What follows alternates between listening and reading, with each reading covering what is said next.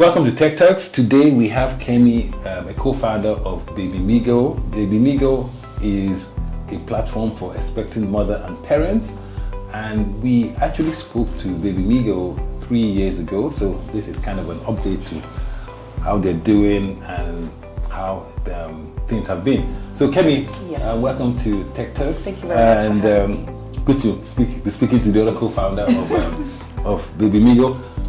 So we met 3 years ago, and you gave us interesting insights about how Babymigoapp is trying to help expectant mothers, and also how the mortality rate of mothers and children. So if you could just help us, has that improved? What are the stats right now? And then we can take it from there. Well, I think that from the last time that we spoke and now a lot has changed for us. First, of course, I'll say that our number of users has increased for us. It's important to mention that in this part of the world, in Nigeria and in Africa, there's so much with maternal and child mortality. The statistics are not really improving as much as we would like, especially with COVID-19. And we're aware that beyond our day-to-day lives being interrupted, one of the things that COVID also did was to slow down a lot of work that was being done in different areas of healthcare and other aspects of life. So I'll say that our users has grown, and then there are different challenges with maternal and child health in this part of the world. Challenges that people in other developed countries may not be able to relate with, and that's really what we're focused on. We're focused on helping to make motherhood journey easier for expecting moms and parents. Okay, so what is the journey like, and how does Babymigoapp help to change that? So without Babymigoapp, what would it be like? So what is it like, and what has Babymigoapp done, and what would it be without it? Well, so we're a community for these people expecting moms, parents, and what we do is that first we help expecting moms to connect with one another, and then we also help expecting moms and parents to connect with experts. Now, the way motherhood, and I'm sure maybe the way motherhood journey and parenthood journey is that there's always something every day. You could just wake up, you sleep a day before, and your child is okay, and then you wake up one morning at 3 a.m. and the child is running a temperature, and you're thinking, what do I do?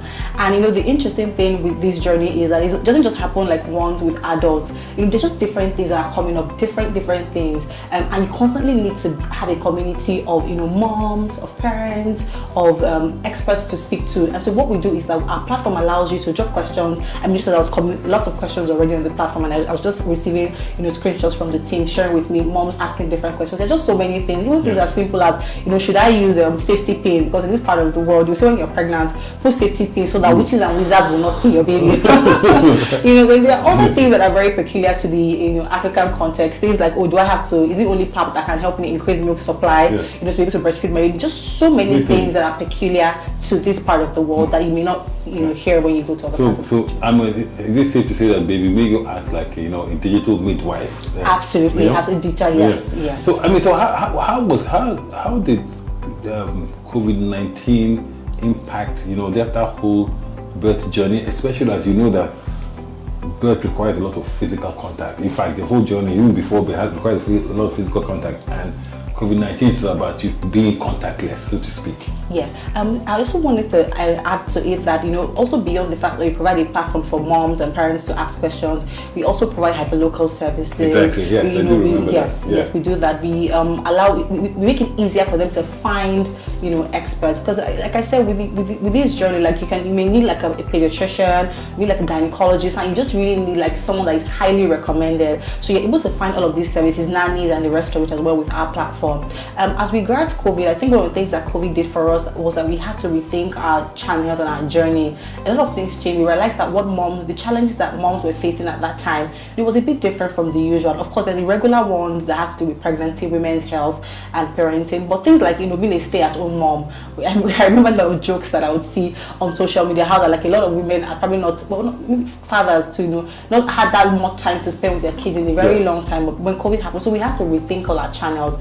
There were issues where fathers couldn't go with their wives, men couldn't go with their wives to the hospital like they would, and there was even we even had to think of things like digital antenatal services. So we're used to how that people would have to go to the hospital to have your nurse speak with you, but we had to rethink things and come up with innovative strategies to be able to help our users during that time. Okay, so I'm interested. So I mean, you said that, I mean, your users have grown. Yes. And so how have you, how have you just continuously created that awareness? How do you create that awareness? And second one is, how do you fund that awareness as well? I mean, like, your users have grown, but have your partners grown, and what are you doing about it? Yes, absolutely. In terms of funding, what we've done is that we've completed our pre-seed as well as we've received angel funding. And then we have a lot of partners. Currently, we're actually running a campaign in partnership with one of the big FMCG companies. So our partners are continuing to grow. You know, the thing with partnerships and things like that is that when you know that when a company, with brands and partners know that when it comes to your platform, they would find moms.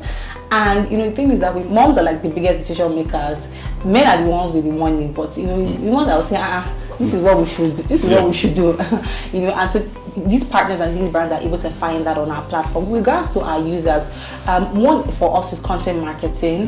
We're able to focus a lot on content marketing to ensure that we're speaking the language of our audience. And we may not be able to, when someone else goes to the platform, they're not able to relate. But if you're a mom and you know the challenges, you would definitely be able to relate. So content marketing has definitely been major for us. Of course, digital marketing in this advent of COVID and everything, a lot of physical interactions has reduced. Physical marketing, so definitely we do like a lot of digital and a lot of content marketing. Yeah. So I mean, like, if I go on your platform, is there a subscription? I mean, is it a subscription model, or is it? I mean, how do you generate income to just keep the platform going and to keep people connected? So in terms of income, we have products. Okay. Now we also offer digital services in partnership with brands, including insurance companies, advertisement. We have quite a number of them going on right now. Even partnerships. We're also launching very new services that will also help moms. And those three for us have been very helpful. So where do you see Babymigo in 5 years' time? What bigger role do you think Babymigo is going to play? Because part of your challenge is also getting the government to create an enabling environment for people to access new services as well. I also wanted to sort of answer one of the questions that you asked earlier about what moms can do when they how do you even access this service? Yes, on exactly. The platform? Yes. So what you need to do is simple. It's really simple. Just sign up on the platform. It's free. However, I mean, subscription is definitely one of the things that we're looking at in the next couple of months. But for now, it's absolutely free. You just go, you sign up on the platform, and then you can actually ask questions at any time of the day, literally any time of the day. We also have lots of tools and resources for moms, from ovulation calculator to the immunization calendar that is specific to the Nigerian context. So you can take like the immunization calendar, but is it specific to what is obtainable here? Lots of other resources as well, guides, different things that will help moms. So question, I mean, do you have actually any guys who have actually subscribed? Yes, interestingly, I mean, you also remember that when you also see tweets about even like what's it called, like all these period calculators, you find that men also help their wives, and help themselves too. Yeah, and help themselves too. Exactly, yes, family, but all family planning. Okay, excellent. So, what would you think government can play to actually help people like Babymigo create more awareness and also be more impactful to the community? First, I think I would like to say, like, in terms of access to internet, that is very major for us, because the more people have access to internet data, and the more data is more cost effective for moms, the more people we're going to have on our platforms. Yes, we have like the urban and upscale moms on our platform, but you really know that even like women that are a bit below average are also the ones that need their services. For moms that they come to me, it's easier for them to maybe call their pediatricians at any time of the day and say, oh, I mean, this is happening, what can I do? But for these moms that are living below average, it'd be great for them to have access, because it's absolutely free. All they need to do is to have data and to have internet. So I think that on that level, if we're able to achieve that as a country and as a nation, and the government can facilitate that, that would be very helpful in helping us reach more users.